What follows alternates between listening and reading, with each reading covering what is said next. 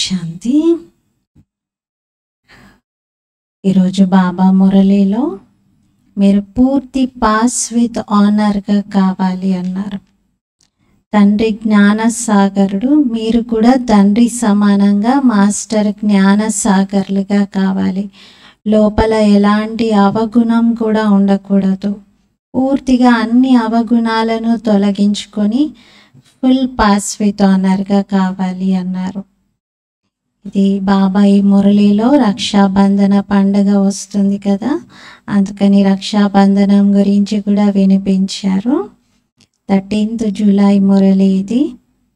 मीठे बच्चे, रक्षाबंधन का पर्व प्रतिज्ञा का पर्व है जो संगम युग में ही शुरू होता है. మధురమైన పిల్లలు, రక్షాబంధనం యొక్క పర్వదినము ఇది ప్రతిజ్ఞతో కూడిన పర్వదినం. ఇది సంగమ యుగంలోనే మొదలవుతుంది. अभी तुम पवित्र बनने और बनाने की प्रतिज्ञा करते हो. ఇప్పుడు మీరు పవిత్రంగా అవుతూ పవిత్రంగా తయారు చేసే ప్రతిజ్ఞ చేస్తున్నారు. పవిత్రంగా అయ్యే ప్రతిజ్ఞ చేస్తూ ఇతరులను కూడా పవిత్రంగా తయారు చేస్తాము అనే ప్రతిజ్ఞ చేస్తున్నారు. మధురమైన పిల్లలు, రక్షాబంధనం యొక్క పర్వదినము ఇది ప్రతిజ్ఞ యొక్క పర్వదినము. ఇది సంగమ యుగంలోనే ఆరంభమవుతుంది. ఇప్పుడు మీరు పవిత్రంగా అవుతూ పవిత్రంగా తయారు చేసి ప్రతిజ్ఞ చేస్తున్నారు. ప్రశ్న, तुम्हारे सब कार्य किस आधार पर सफल हो सकते हैं? नाम बाला कैसे होगा? మీ యొక్క అన్ని కార్యాలు ఏ ఆధారంతో సఫలమవుతాయి? మీ పేరు ఎలా ప్రఖ్యాతి చెందుతుంది? మీ యొక్క అన్ని కార్యాలు ఏ ఆధారంతో సఫలమవుతాయి? పేరు ఎలా ప్రసిద్ధమవుతుంది? जवाब, ज्ञान बल के साथ योग का भी बल हो तो सब कार्य आप ही करने के लिए तैयार हो जाए. జ్ఞాన బలంతో పాటుగా యోగ బలం కూడా ఉన్నట్లయితే అన్ని కార్యాలు స్వతహాగానే తయారైపోయి ఉంటాయి. योग बहुत गुप्त है, इससे तुम विश्व का मालिक बनते हो. యోగం అనేది చాలా గుప్తమైనది, దీనితో మీరు విశ్వానికి యజమానిగా అవుతారు. योग में रहकर समझाओ तो अखबार वाले आप ही तुम्हारा संदेश छापेंगे. మీరు యోగంలో ఉండి అర్థం చేయించండి, అప్పుడు వార్తాపత్రికల్లోని వారు స్వతహాగా మీ యొక్క సందేశాన్ని ముద్రిస్తారు. అఖబారోं से ही నామ్ బాలా హోనా హై. ఈ వార్తాపత్రికల ద్వారానే మీ పేరు ప్రసిద్ధం అవుతుంది. ఇన్సే హీ బహుతోం కో సందేశ్ మిలేగా. దీని ద్వారానే అనేకులకు సందేశం లభిస్తుంది. వార్తాపత్రికలు అనేవి ఇప్పుడు ఓల్డ్ అయిపోయింది. ఇప్పుడైతే మొత్తం సామాజిక మాధ్యమాలన్నీ కూడా బాబా యొక్క ప్రత్యక్షతకు ఆధారం అవుతున్నాయి. ఏదైనా మొత్తం అందరికీ దాని ద్వారా వెంటనే తెలిసిపోతుంది. అలా బాబా అంటారు, జ్ఞాన బలంతో పాటుగా యోగ బలం ఉంటే అన్ని కార్యాలు స్వతహాగా జరుగుతాయి. మీరు యోగంతో విశ్వానికి యజమానిగా అవుతున్నారు. యోగం అనేది చాలా గుప్తమైనది, కానీ మొత్తం పవర్ అంతా దానిలోనే ఉంది. మీరు యోగంలో ఉండి ఎవరికైనా జ్ఞానం వినిపించండి, అప్పుడు మీ సందేశాన్ని ఆటోమేటిక్గా అందరూ ముద్రించడానికి ముందుకు వస్తారు. అలా వార్తాపత్రికలు మీ యొక్క పేరును ప్రఖ్యాతం చేస్తాయి అంటున్నారు. ఓం శాంతి. आज बच्चों को రక్షాబంధన్ పర్ సమझाते हैं. ఈరోజు బాబా రక్షాబంధనం పండుగ పైన పిల్లలకి అర్థం చేయిస్తున్నారు. ఎందుకంటే దగ్గరలో ఉంది కదా, పిల్లలు రాఖీ కట్టించుకోవడానికి వెళ్తారు. अब जो चीज होकर जाती है उनका पर्व मनाते हैं. పిల్లలందరూ రాఖీని కట్టించుకుంటూ ఉంటారు. మరి ఎంతోమంది ప్రపంచంలో రాఖీ పండగ రోజున రాఖీ కట్టించుకుంటారు కదా. ఇప్పుడు ఏదైతే ఒకప్పుడు గడుస్తుందో దానిదే పండగను జరుపుతారు. ఇదైతే మీకు తెలుసు. 5000 సంవత్సరాల పూర్వం కూడా ఇలా ప్రతిజ్ఞా పత్రమును రాయించారు బాబా. అందులో మీరు మీ పేరు ఇచ్చారు. ఇది పవిత్రతకు గుర్తు. బాబా రాఖీ ఎందుకు జరుపుకుంటాము అంటారు? నేను ఇప్పటి నుండి ఇంకా పవిత్రంగానే ఉంటాను అని కంకణం కట్టుకున్న దానికి గుర్తు.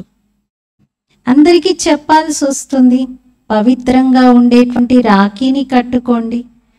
ఇదైతే మీకు తెలుసు. పవిత్ర ప్రపంచము సత్యుగం ఆది నుండి ఉంటుంది. ఈ పురుషోత్తమ సంగమ యుగంలోనే ఈ రాఖీ పర్వదినం అనేది మొదలవుతుంది. దీన్ని భక్తి మార్గంలో ఇంకా జరుపుకుంటారు రక్షాబంధనం అని.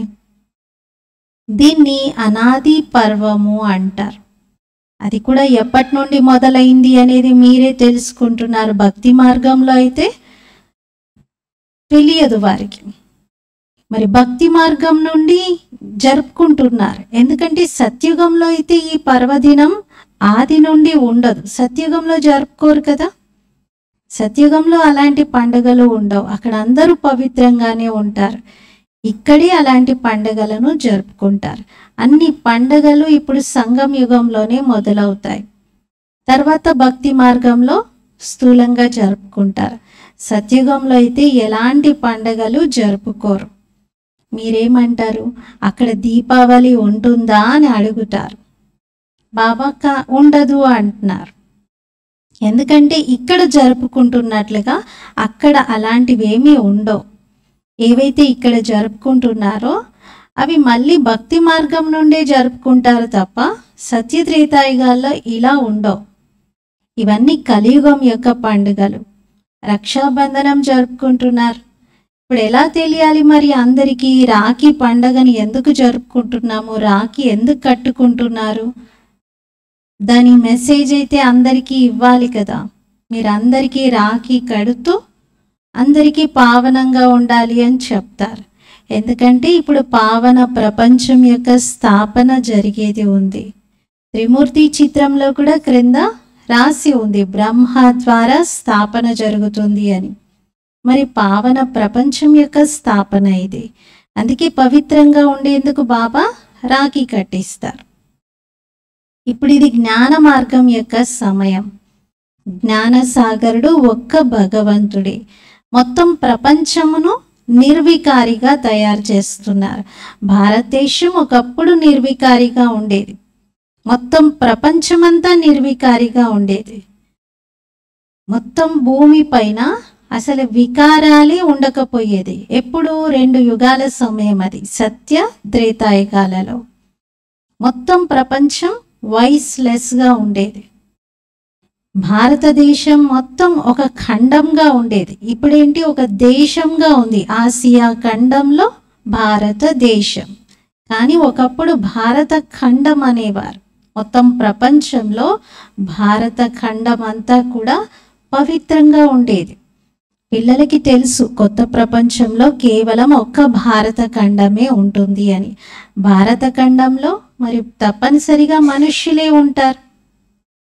భారతదేశం సత్యఖండంగా ఉండేది. సృష్టి ఆదిలో దేవతా ధర్మమే ఉండేది.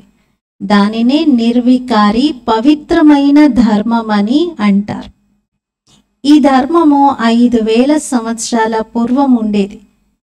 ఇప్పుడైతే ఈ పాత ప్రపంచంలో ఇంకా కొద్ది రోజులే, ఇంకెక్కువ రోజులు ఉండేది లేదు. ఎన్ని రోజులు వాయిస్లెస్గా ఉండడానికి పడుతుందో ఒక్కసారి మీరు ఆలోచించండి. కిత్నా దిన్ వాయిస్లెస్ బన్నే మే లగ్తే హై, టైం తో లగ్తా హై. సమయం అయితే పడుతుంది కదా, ఒక రోజులో అయ్యేది కాదు. ఇక్కడ పవిత్రంగా ఉండడానికి పురుషార్థం చేయటం జరుగుతుంది. అన్నింటికంటే పెద్ద పండగ ఇదే అంటున్నారు. ప్రతిజ్ఞ చేయించడం జరుగుతుంది. బాబా ఇక పైన మేము పవిత్రంగానే ఉంటాము అని పిల్లలు ప్రతిజ్ఞ చేస్తారు. అలా ఉత్సవాన్ని జరుపుకునే అర్థం కూడా బాబా తెలియజేస్తున్నారు. यह उत्सव सबसे बड़ा समझना चाहिए. మరి ఈ పండుగను అన్నింటికంటే పెద్ద పండగగా భావించాలి అంటున్నారు. ఎందుకంటే ప్రపంచంలో అందరూ పిలుస్తూ ఉన్నారు హే పరంపిత పరమాత్మ అని.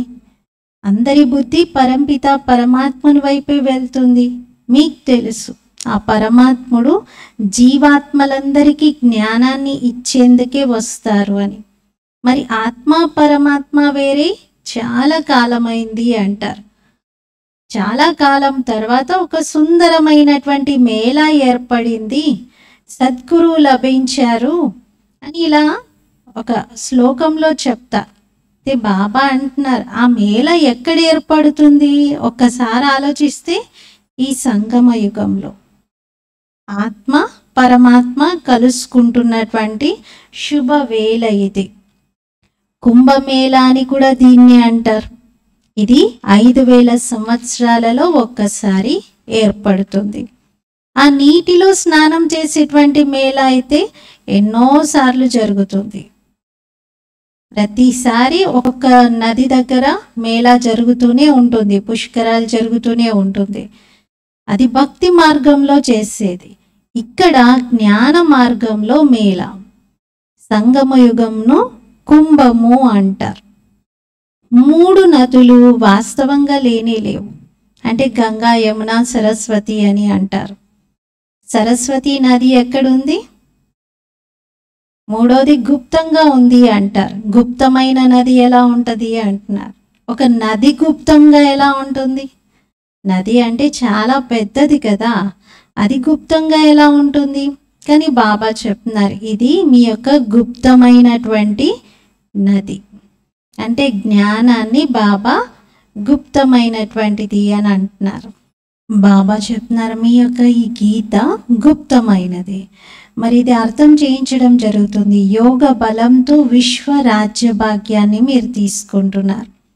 ఇక్కడ ఏదో నాట్యం చేసి తమాషా చేసేటువంటి విషయాలు అయితే లేవు. భక్తి మార్గం పూర్తి అర్థకల్పం నడుస్తుంది. ఈ జ్ఞానము ఈ ఒక్క జీవితంలోనే మీరు వింటారు. 2 యుగాలు ఉన్నాయి జ్ఞానం యొక్క ప్రాలబ్ధాన్ని పొందడానికి. కానీ జ్ఞానం వినటానికి మాత్రం ఈ ఒక్క యుగమే. ఈ ఒక్క జన్మని యుగం అని అనడానికి కూడా లేదు. ఈ ఒక్క జన్మలోనే మళ్ళీ ఇంకొక జన్మ తీసుకొని ఎదిగి అర్థం చేసుకునే వయసు వచ్చేసరికి సంగమ యుగం పూర్తయిపోతుంది. అందుకే జ్ఞానం ప్రాలబ్ధమైతే మీరు 2 యుగాలు పొందుతారు. కానీ జ్ఞానం వినేది మాత్రం ఇప్పుడే అంటున్నారు. భక్తి మార్గంలో ద్వాపర కలియుగాలలో భక్తి నడుస్తుంది. సత్య త్రేతాయుగాలలో జ్ఞానం యొక్క ప్రాలబ్ధం. ఇక సంగమ యుగంలో వైరాగ్యం. అందుకే జ్ఞానం భక్తి వైరాగ్యం అంటారు. జ్ఞానం 2 యుగాలు, జ్ఞానం యొక్క ప్రాలబ్ధం 2 యుగాలు. జ్ఞానం కాదు, జ్ఞానం యొక్క ప్రాలబ్ధం 2 యుగాలు, భక్తి 2 యుగాలు, తర్వాత చివరికి సంగమ యుగంలో వైరాగ్యం. మళ్ళీ తర్వాత జ్ఞానం వింటాం. సంగమ యుగంలోని వైరాగ్యంలో జ్ఞానం వింటాం. తర్వాత జ్ఞానం యొక్క ప్రాలబ్ధం మళ్ళీ 2 యుగాలు. అలా సైకిల్ రిపీట్ అవుతూ ఉంటుంది. జ్ఞానం కేవలం ఒక్కసారి మాత్రమే లభిస్తుంది. దాని ప్రాలబ్ధం 21 జన్మలు నడుస్తుంది. ఇప్పుడు మీకు కనువిప్పు కలిగింది. ఇంతకుముందైతే అజ్ఞాన నిద్రలో ఉండేవారు. ఇప్పుడు రక్షాబంధనం పైన బ్రాహ్మణులు ప్రత్యేకంగా రాఖీని కడతారు. బ్రాహ్మణులు కంకణం కడతారు కదా. పూర్వకాలం నుండి అయితే కంకణం కట్టేటువంటి ఆచారం ఉండేది. ఇప్పుడైతే దాన్ని ఒక రాఖీ అనే పేరుతో కట్టించుకోవడం చేస్తున్నారు. మరి మీరు బ్రాహ్మణులు, అక్కడైతే కుక వంశావళి ఉన్నారు, మీరు ముఖ వంశావళి బ్రాహ్మణులు. భక్తి మార్గంలో అంధశ్రద్ధ ఉంది. ఊబిలో చిక్కుకుపోయి ఉన్నారు. ఊబిలో పాదాలు వేయడంతో ఇంకా లోపలికి లాక్కుంటూ ఉంటుంది. అది ఎంతెంత కదులుతూ ఉంటే అంత లోపలికి వెళ్ళిపోతారు ఊబిలో. అలాగే భక్తి యొక్క ఊబిలో కూడా మనుష్యులు చిక్కుకొని ఉన్నారు.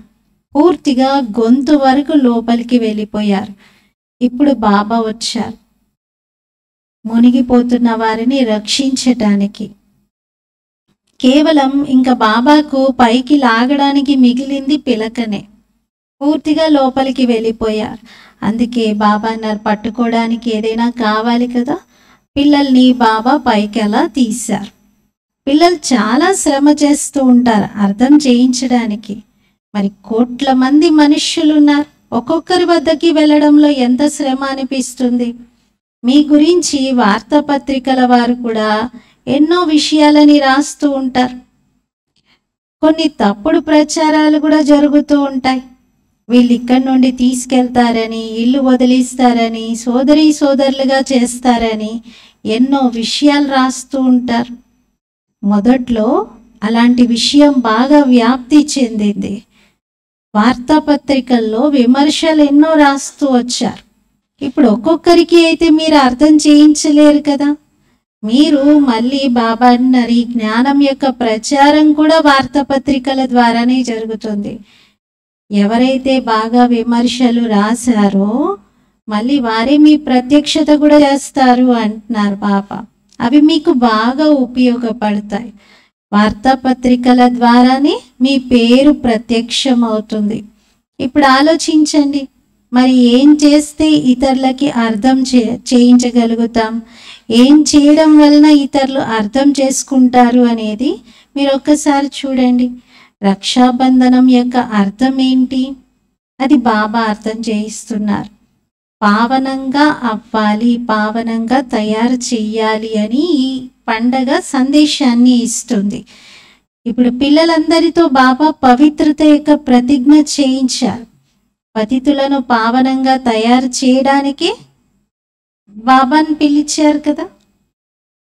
పతిత పావన అని పిలుస్తారు. మరి బాబాను నేను రాఖీ కట్టేదే అందుకు, పతితులను పావనంగా తయారు చేసేందుకు అంటున్నారు. పతితులందరినీ పావనంగా తయారు చేసేవారే రాఖీని కడుతూ ఉన్నారు. శ్రీకృష్ణుని జన్మదినాన్ని జరుపుతారు. శ్రీకృష్ణుని యొక్క జన్మదినాన్ని జరిపినప్పుడు మరి తప్పకుండా కృష్ణుని ఒక గది పైన కూర్చోబెడతారు. అంటే శ్రీకృష్ణుడు కూడా చాలా ఉన్నతమైనటువంటి పొజిషన్లో ఉన్నప్పుడు ఆ జన్మదినాన్ని వేడుకగా జరుపుకుంటారు. సత్యయుగంలో అయితే కారనేషన్ డేని చూపిస్తారు. అంటే పట్టాభిషేకం జరిగేటువంటి రోజు. అంటే శ్రీకృష్ణుడు కూడా గద్దె పైన ఆసీనమైపోయి సింహాసనం పైన ఇంకా రాజ్యం చేయడానికి యోగ్యంగా అయినటువంటి రోజు. ఇంకా అప్పటి నుండి రాజ్యం చేస్తారు. అంతకుముందు వరకు ఏంటి, బాల్యదశలో ఉంటారు. సత్యయుగం ఆదిలో లక్ష్మీనారాయణులు ఉండేవారు. వారిదే పట్టాభిషేకం జరుగుతుంది. ప్రిన్స్ యొక్క జన్మ జరుపుతారు. అంటే ప్రిన్స్ జన్మించిన తర్వాత జన్మదినాన్ని జరుపుతారు. అప్పుడే వెంటనే కారనేషన్ జరగదు కదా. ప్రిన్స్ ఎదగాలి, పెద్దవాళ్ళు అవ్వాలి. దీవాళీకి కారనేషన్ ఉంటుంది, చాలా ఆర్భాటం చేస్తారు. అది సత్యయుగంలో. అంటే సత్యయుగంలో పట్టాభిషేకం జరుగుతున్నటువంటి రోజుని దీపావళి రోజు ఎలా అయితే మనం బాగా దీపాల కాంతితోటి చాలా అలంకరించుకొని జరుపుకుంటామో అలా ఇంటింటా కూడా చాలా లైటింగ్తో సత్యయుగంలో చాలా సంతోషంగా జరుపుకుంటారు. అందుకని దీవాళీకి కారనేషన్ జరుగుతుంది అంటున్నారు బాబా. సంగమయుగంలో అయితే అటువంటి విషయం ఏమీ లేదు. ఇంటింటా వెలుగు ఇక్కడే రావాలి. ఈ దీపావళి స్థూలంగా ఏదైతే దీపాలను వెలిగించి జరుపుకుంటున్నారో ఇది అక్కడ ఉండదు. అక్కడైతే ఆత్మల జ్యోతులన్నీ కూడా వెలిగి ఉంటాయి. అక్కడ కారనేషన్ డేని జరుపుతారు, అంతేగాని స్థూలమైన దీపావళిని జరపరు. ఎప్పటి వరకు ఆత్మజ్యోతులు వెలిగి ఉండవో అప్పటి వరకు ఆత్మలు తిరిగి ఇంటికి కూడా వెళ్ళలేవు. ఇప్పుడైతే అందరూ పతితంగా ఉన్నారు. మరి పావనంగా తయారు చేసేందుకే బాబా ఆలోచించాలి అని అంటున్నారు. అంటే ఈ విషయం పైనే మనం చింతన చెయ్యాలి. అందరినీ పావనంగా చేయాలంటే ఎలా అయితే బాగుంటుంది అని పిల్లలు ఆలోచిస్తూ ఉంటారు. పెద్ద పెద్ద వారి దగ్గరికి కూడా వెళ్ళాలి అని, వారిని కూడా పావనంగా తయారు చేయాలి అని. बच्चों की बदनामी हुई अखबारों द्वारा, फिर नाम भी इन द्वारा होगा। పిల్లలందరి యొక్క పరువు పోయింది కూడా ఈ వార్తాపత్రికల ద్వారానే. అంటే చాలా చెడ్డగా విషయాలని రాశారు. మళ్ళీ మీ ప్రత్యక్షత కూడా వీటి ద్వారానే జరుగుతుంది అంటున్నారు. थोड़ा पैसा दो तो अच्छा डालेंगे, अब तुम पैसे कहाँ तक देंगे, पैसा देना भी रिश्वत है, बेकायदे हो जाता. బాబా అన్నారు ఏముంది వార్తాపత్రికల్లో, వాళ్ళదేమీ లేదు, కొంచెం డబ్బులు ఇచ్చి ఇలా వేయండి వాళ్ళ గురించి అంటే వేసేస్తారు. మీరు మళ్ళీ కొన్ని డబ్బులు ఇచ్చేసి మంచిగా రాయండి మా గురించి అంటే మళ్ళీ మంచిగా రాస్తారు. వార్తాపత్రికలే కాదు, న్యూస్ ఛానల్స్ వాళ్ళు కూడా అంతే. అందుకే బాబా అంటున్నారు అలా డబ్బులు ఇవ్వడం అనేది మీరెక్కడి నుండి తెచ్చి ఇస్తారు? ముందు డబ్బులు ఒకటేమో మనం ఎక్కడి నుండి ఇస్తాము అని, రెండోది ఏంటి అంటే డబ్బులు ఇవ్వడం అనేది లంచం ఇవ్వడం లాంటిది. అది నియమానికి విరుద్ధం. లంచం ఇవ్వడం లంచం తీసుకోవడం రెండు రాంగే. ఈ రోజుల్లో లంచాలు ఇవ్వకపోతే ఏ పని నడవట్లేదు. కానీ మీరు అలా లంచం ఇవ్వకూడదు అంటున్నారు. మీరు ఒక పైసా కూడా ఇవ్వకూడదు. మీరు యోగ బలంను పెంచుకోండి. యోగ బలాన్ని పెంచుకుంటే ఆటోమేటిక్గా మీ గురించి ఎవరైతే తప్పుగా రాశారో వాళ్ళే మళ్ళీ మంచిగా రాస్తారు. వాళ్ళకి మీ యొక్క యోగం యొక్క శక్తి అందుతుంది. మీరు యోగంలో ఉండి జ్ఞానాన్ని వినిపించండి, తప్పకుండా రాస్తారు అంటున్నారు. మీరు కూడా లంచం ఇచ్చి బయట కూడా లంచాలు ఇచ్చి అందరూ ఇలా లంచాలు ఇస్తూనే ఉంటే ఇంకా వాళ్ళకి మనకి ఏంటి తేడా? అందుకే మీరు అలాంటివి చేయకూడదు అంటున్నారు. యోగ బలం ఎంత ఉండాలి అంటే మీరు ఏ పనైనా చేయగలుగుతారు.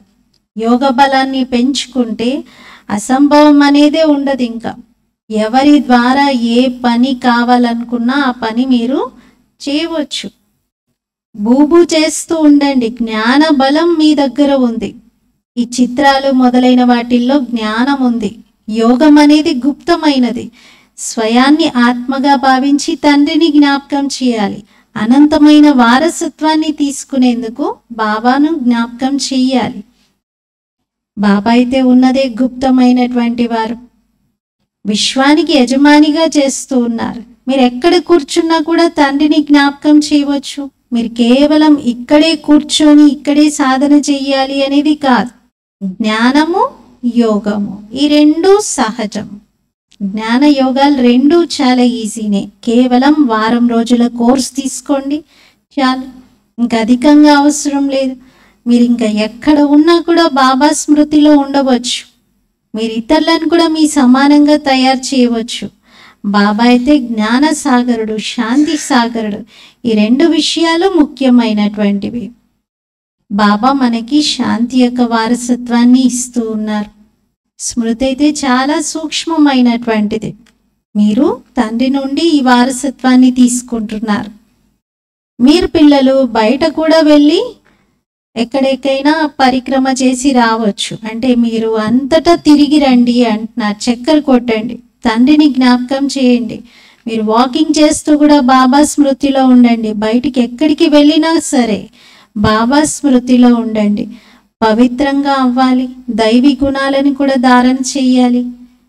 ఏ అవగుణం మీలో ఉండకూడదు. ఎలాంటి అవగుణం ఉన్నా కూడా అది మన యొక్క ఉన్నతి మార్గంలో ఆటంకం వంటిది. కామ వికారం కూడా చాలా పెద్ద అవగుణం. బాబా అంటారు ఇప్పుడు మీరు పతితంగా అవ్వకూడదు. భలే ఎవరు ఎదురుగా ఉన్నా, స్త్రీ ఎదురుగా ఉన్నా మీరు స్వయాన్ని ఆత్మగా భావించి తండ్రిని జ్ఞాపకం చేయండి. చూస్తూ కూడా చూడకండి. కేవలం బాబా స్మృతిలో ఉండండి. బాబా జ్ఞాన సాగరుడు. మిమ్మల్ని తన సమానంగా తయారు చేస్తూ ఉన్నారు. మీరు కూడా జ్ఞాన సాగర్లుగా అవుతున్నారు. ఇందులో కన్ఫ్యూజ్ అయ్యే విషయం ఏమీ లేదు. బాబా అయితే పరం ఆత్మ, పరంధామం నుండి వచ్చారు. అందుకే పరం ఆత్మ అని అంటున్నారు. అక్కడే మీరు కూడా ఉండేవారు పరంధామంలో.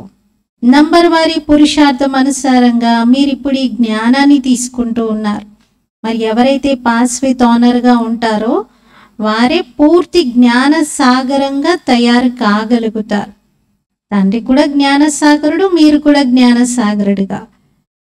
మరి ఆత్మ ఏమి చిన్నదిగా పెద్దదిగా అవ్వదు. పరమాత్ముడు కూడా ఏమి పెద్ద సైజులో ఉండరు. ఆత్మ అంటే పెద్దగా ఉంటాడు, ఆత్మ అంటే చిన్నగా ఉంటుంది అంటారా? అలా ఏమీ లేదు. బాబాను భక్తి మార్గంలో అయితే చాలా పెద్దగా వర్ణించారు. ఏమని? వేల సూర్యుల తేజోమయమైనటువంటి రూపము అంటారు. ఇవన్నీ కప్పాలే అంటున్నారు బాబా. ఒక్క సూర్యుడిని ఇంత దూరం నుండి భరించలేకపోతున్నాం, ఇక వేల సూర్యులు అంటే అసలు అలాంటి భగవంతుని చూడాలని ఎవరైనా అనుకుంటారా మరి? అందుకే బాబా అన్నారు, అది కేవలం మహిమ మాత్రమే. బుద్ధిలో ఏ రూపం గుర్తొస్తే ఇంకా దాని సాక్షాత్కారమే జరుగుతుంది. ఇందులో జ్ఞానం కావాలి. ఆత్మ సాక్షాత్కారమైన పరమాత్మ సాక్షాత్కారమైన విషయమైతే ఒకటే. బాబా రియలైజ్ చేయించారు, నేనే పతిత పావనుణ్ణి, జ్ఞాన సాగరుణ్ణి. సమయానికి వచ్చి అందరి సద్గతి చేస్తాను. అందరికంటే అధికంగా భక్తి చేసింది మీరే. నేను అందుకే మీకే చదివించడానికి వస్తాను. రక్షాబంధనం పండుగ తర్వాత వెంటనే కృష్ణాష్టమి వస్తుంది. ఒక వారం రోజుల తేడాతోనే కృష్ణాష్టమి ఉంటుంది. ఆ తర్వాత మళ్ళీ దసరా పండుగ. వాస్తవంగా దసరాకు ముందు కృష్ణుడు రాడు అంటున్నారు. దసరా అంటే ఏంటి? 10 తలల రావణుని యొక్క అంతం జరిగిన రోజు దసరా. మరి 10 తలలు అంటే వికారాలు, పంచవికారాలు, స్త్రీ పురుషులలో ఉన్నటువంటి 5 వికారాలు. స్త్రీలో ఉన్న 5 వికారాలు, పురుషుల్లో ఉన్నటువంటి 5 వికారాలు కలిపితే 10. ఈ 10టిని అంతం చేసిన దానికి గుర్తు దసరా. మరి ఇవన్నీ అంతమైన తర్వాతనే కదా శ్రీకృష్ణుడి జన్మ జరగాల్సింది అంటున్నారు బాబా. దసరా ముందు ఉండాలా, కృష్ణుడు ముందు జన్మ తీసుకోవాలా? ఈ లెక్కను మీరే ఆలోచించి తేల్చండి అంటున్నారు. ముందు మీరు ఇంతకుముందు ఏమీ అర్థం చేసుకునేవారు కాదు. ఇప్పుడు బాబా మిమ్మల్ని ఎంతో తెలివైన వారిగా తయారు చేశారు. టీచర్ తెలివైన వారిగా తయారు చేస్తారు కదా విద్యార్థులను. మరి ఇప్పుడు మీరు తెలుసుకుంటున్నారు, భగవంతుడైతే బిందు స్వరూపుడు. మరి ఈ వృక్షం ఎంత పెద్దగా ఉంది. ఆత్మలన్నీ పైన పరంధామంలో బిందు రూపంలో ఉండేవి. మధురాతి మధురమైన పిల్లలకు బాబా అర్థం చేయిస్తున్నారు. వాస్తవంగా ఈ జ్ఞానము 1 సెకండ్లో మీరు అర్థం చేసుకోవచ్చు. 1 సెకండ్లో మీరు తెలివైన వారిగా కావచ్చు. కానీ రాతి బుద్ధి ఎలా ఉంటుంది అంటే ఎంతసేపటికి అర్థం చేసుకోదు. లేకపోతే అసలైతే 1 సెకండ్ యొక్క విషయం. హద్దు తండ్రి అయితే జన్మ జన్మకి వేరువేరుగా కొత్తగా మనకి లభిస్తూ వచ్చారు. కానీ అనంతమైన తండ్రి మాత్రం ఒక్కసారే అనేక జన్మల వారసత్వాన్ని ఇస్తున్నారు. అనంతమైన తండ్రి శివ్ బాబా వారు 21 జన్మల వారసత్వాన్ని ఇస్తున్నారు. ఇప్పుడు మీరు అనంతమైన తండ్రి నుండి ఈ అనంతమైన వారసత్వాన్ని తీసుకుంటున్నారు. అలా తీసుకోవడానికే వచ్చారు ఇక్కడికి. మీ ఆయుష్ కూడా చాలా ఎక్కువే. అలా అని 21 జన్మలు 21 జన్మ కో ఏక్ బాప్ రహేగా. మరి అలాగని చెప్పి 21 జన్మలకు ఒక్కరే తండ్రిగా ఉంటారా? ఉండరు కదా. మీ ఆయుష్ పెరుగుతుంది. అక్కడైతే జన్మ జన్మకి వేరువేరుగా తండ్రి ఉంటారు. అక్కడ ఎలాంటి దుఃఖము కనిపించదు. అంతిమంలో మీ బుద్ధిలో ఈ జ్ఞానం అంతా నిలుస్తుంది. మరి తండ్రిని జ్ఞాపకం చేయాలి, వారసత్వాన్ని తీసుకోవాలి, అంతే. పిల్లలు జన్మ తీసుకోగానే వారసులుగా అయిపోతారు. తండ్రిని తెలుసుకున్నారు అంటే చాలు, ఇంకా తండ్రి వారసత్వం ఈ 2 గుర్తొస్తాయి. మరి ఈ రెండింటినీ మీరు జ్ఞాపకం చేయండి. పవిత్రంగా ఉండండి. దైవీ గుణాలను కూడా ధారణ చేయండి. ఎంత ఈజీ విషయాలు ఇవి. మీ లక్ష్యం, ఉద్దేశం ఈ 2 మీ ఎదురుగా ఉన్నాయి. ఇప్పుడు పిల్లలు ఆలోచించాలి. వార్తాపత్రికల ద్వారా బాబా మెసేజ్ని ఎలా ఇస్తే అందరికీ అర్థమవుతుంది అని. త్రిమూర్తి చిత్రాన్ని కూడా వేయించాలి. ఎందుకంటే దానిలోనే బ్రహ్మ ద్వారా స్థాపన జరుగుతుంది అనేది చెప్పగలుగుతాం. బ్రాహ్మణులను పావనంగా తయారు చేసేందుకు తండ్రి స్వయంగా వచ్చారు. అందుకే రాఖీ కట్టిస్తూ ఉన్నారు. పతిత పావనుడు భారత భూమిని పావనంగా తయారు చేస్తున్నారు. మరి ప్రతి ఒక్కరూ ఇక్కడ పావనంగా అవ్వాలి. ఎందుకంటే ఇప్పుడు పావన ప్రపంచం యొక్క స్థాపన జరుగుతుంది. ఇప్పుడు పూర్తిగా అందరి 84 జన్మలు ఎండింగ్కి వచ్చేస్తాయి. అందరివి చివరి జన్మలో ఉన్నారు అందరూ. ఎవరెవరు ఎన్ని జన్మలు తీసుకునేది ఉందో అవన్నీ మంచి రీతిగా మీరు అర్థం చేసుకున్నారు కదా. అందరిది ఇది అంతిమ జన్మ. 4 జన్మలే తీసుకున్నాను, ఇంకా నై చాలా ఉన్నాయి అనడానికి లేదు. ఎవరు ఎన్ని జన్మలు తీసుకోవాలో అన్ని జన్మల్లో ఇప్పుడు అందరిది చివరి జన్మ. అంతిమంలో వచ్చినటువంటి వారికి అంత సంతోషం ఏమీ ఉండదు. ఎందుకంటే వాళ్ళు భక్తి కూడా తక్కువగానే చేస్తారు. బాబా అయితే భక్తి యొక్క ఫలముని ఇవ్వడానికి వచ్చారు. భక్తి ఎంతకాలం చేస్తారు అనేది కూడా మీరు తెలుసుకుంటున్నారు. మొదటి నంబర్లో మీరే వస్తారు.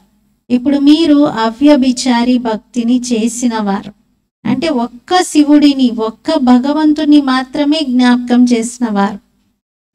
మీరు స్వయాన్ని ప్రశ్నించుకోవచ్చు, నేను అధికంగా భక్తి చేశానా లేక ఈ బ్రహ్మాత్మ అధికంగా భక్తి చేసి ఉంటారా అని.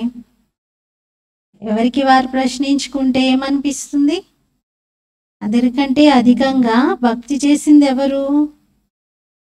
सबसे तीखी जो सर्विस करते हैं जरूर उसने जास्ती भक्ति की है. నిజంగా మన మనసు ఏం చెప్తుంది? అందరికంటే అధికంగా భక్తి చేసిన వారు బ్రహ్మ బాబాయే. ఎందుకంటే బాబా అందరికంటే అధికంగా సేవ చేస్తున్నారు, అంటే బాబానే చాలా భక్తి చేసి ఉంటారు. బాబా పేరైతే రాస్తారు. బాబా పిల్లల్లో కూడా పేర్లు రాస్తారు. కుమార్కా, జనక్, మనోహర్, గుల్జార్, దాదీలందరి పేర్లు బాబా రాస్తున్నారు. నంబర్ వారీగా అయితే ఉంటారు కదా. ఇక్కడ నంబర్ వారీగా కూర్చోబెట్టడం అయితే జరగదు. మరి ఆలోచించాలి. రక్షాబంధనం పర్వదినం వస్తుంది. వార్తాపత్రికలో ఎలాంటి మ్యాటర్ వేస్తే బాగుంటుంది, అదైతే ఆలోచించాల్సిన విషయము అంటున్నారు. ఇక్కడ మినిస్టర్స్ వద్దకు కూడా మీరు వెళ్తారు రాఖీ కట్టడానికి. కానీ పవిత్రంగా అయితే ఏమి వారిని తయారు చేయలేం కదా. మీరు చెప్తారు పవిత్రంగా ఉండండి అని. పవిత్ర ప్రపంచం యొక్క స్థాపన జరుగుతుంది, కావున మీరు కూడా పవిత్రంగా ఉండండి అని చెప్తారు. 63 జన్మలు వికారీగా అయ్యారు. ఇప్పుడు బాబా అన్నారు, ఈ ఒక్క అంతిమ జన్మలో పవిత్రంగా కండి. కానీ ఎవరికైనా మనం ఇలా చెప్పినా అంత తొందరగా అర్థమైతే అవ్వదు. భగవంతుని జ్ఞాపకం చేయండి, అప్పుడు మీ పాపాలన్నీ కూడా తొలగిపోతాయి అని చెప్పాలి. మనం రాఖీ కట్టడానికి వెళ్ళినప్పుడు ఆ రాఖీ మెసేజ్ ఇవ్వడానికి చాలా తక్కువ టైం ఉంటుంది. ఆ ఒక రెండు వాక్యాలలో మనం చెప్పినా కూడా వారికి ఏమీ అర్థం కాదు. అందుకే బాబా అన్నారు, మీరు ఆలోచించండి ఎలా చెప్తే వారు అర్థం చేసుకుంటారు అని. अच्छा, मीठे मीठे सिकीलते बच्चों प्रति माता पिता बाप दादा का याद प्यार और गुड मॉर्निंग. रूहानी बाप की रूहानी बच्चों को नमस्ते. हम रूहानी बच्चों की रूहानी बाप दादा को याद प्यार गुड मॉर्निंग और नमस्ते. मेरा बाबा मीठा बाबा प्यारा बाबा शुक्रिया बाबा. ధారణ కోసం ముఖ్య సారము. ఫస్ట్ పాయింట్, పాస్ విత్ ఆనర్గా అయ్యేందుకు తండ్రి సమానంగా జ్ఞాన సాగర్లుగా కావాలి. ఎలాంటి అవగుణము లోపల ఉన్నా చెకింగ్ చేసుకొని తొలగించుకోవాలి. శరీరాన్ని చూస్తూ కూడా చూడకుండా ఆత్మగా నిశ్చయం చేసుకొని ఆత్మతోనే మాట్లాడాలి. సెకండ్ పాయింట్, యోగ బలం ఎంత జమ చేసుకోవాలి అంటే మీ ప్రతి పని దాంతో జరిగిపోవాలి. వార్తాపత్రికల ద్వారా ప్రతి ఒక్కరికి పావనంగా అయ్యేటువంటి సందేశాన్ని ఇవ్వాలి. తన సమానంగా తయారు చేసేటువంటి సేవ చేయాలి. ఫస్ట్ పాయింట్లో బాబా పిల్లలు ఏ అవగుణం ఉండకూడదు, పాస్ విత్ ఆనర్గా తండ్రి సమానంగా జ్ఞానసాగర్లుగా కండి అని చెప్తున్నారు. సెకండ్ పాయింట్లో పాప మీరు యోగ బలంతో మీ పనులన్నీ జరిగిపోయేలాగా మీ యోగ స్థితిని పెంచుకోండి, వార్తాపత్రికల ద్వారా అందరికీ మెసేజ్ని ఇవ్వండి అంటున్నారు. वरदान देहभान को देही अभिमानी स्थिति में परिवर्तन करने वाले बेहद के वैरागी भव. దేహబానమును ఆత్మాభిమాని స్థితిలో పరివర్తన చేసేటువంటి అనంతమైన వైరాగి భవ. దేహబానమును ఆత్మాభిమాని స్థితిలో పరివర్తన చేసేటువంటి అనంతమైన వైరాగి భవ. विवरण चलते चलते यदि वैराग्य खंडित होता है तो उसका मुख्य कारण है देहभान. నడుస్తూ నడుస్తూ ఒకవేళ మీ వైరాగ్యం ఖండితం అవుతుంది అంటే దానికి ముఖ్య కారణము దేహబానము. ఎప్పటి వరకు దేహబానముతో వైరాగ్యము రాదో అప్పటి వరకు ఏ విషయంలో కూడా వైరాగ్యం సదాకాలం ఉండదు.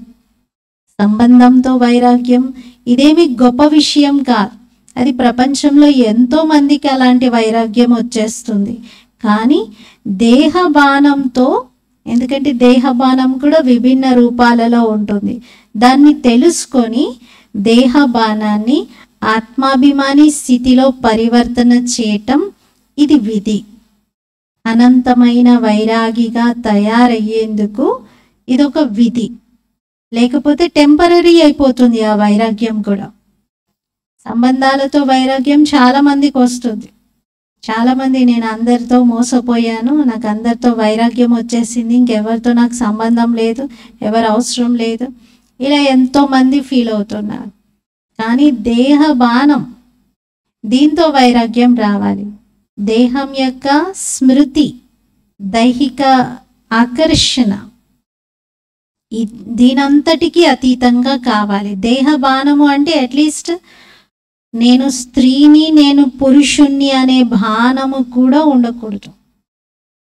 దేహబానము అంటే నేను స్త్రీని, నేను పురుషుణ్ణి, ఇది భాన్. దేహ అభిమానం చాలా రకాలుగా ఉంటుంది. దేహబానం ఇది కూడా తక్కువేమీ కాదు. అంటే నేను ఎవరిని అనేటువంటి స్మృతిలో పదే పదే నేను ఒక స్త్రీని అని మనకు గుర్తొచ్చిన, నేను పురుషుణ్ణి అని గుర్తొచ్చిన, ఇది కూడా ఆత్మాభిమాని స్థితిలో పరివర్తన చేయాలి. ఇది కూడా మనకి గుర్తు రాకూడదు. అంతగా అనంతమైన వైరాగిగా అవ్వాలి. స్లోగన్ संकल्प रूपी पाँव मजबूत हो तो काले बादलों जैसी बातें भी परिवर्तन हो जाएगी. సంకల్పం అనే పాదం దృఢంగా ఉన్నట్లయితే కారు మేఘాల్లాంటి విషయాలు కూడా పరివర్తన చెందుతాయి.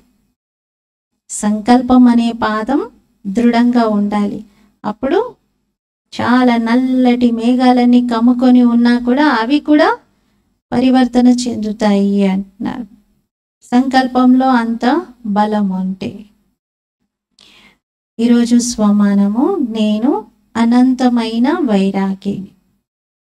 అనంతమైన వైరాగ్యానికి బాబా ఆధారం ఏం చెప్పారు? విధి ఏంటి? దేహ బాణమును ఆత్మాభిమాని స్థితిలో పరివర్తన చేయాలి. ఓం శాంతి.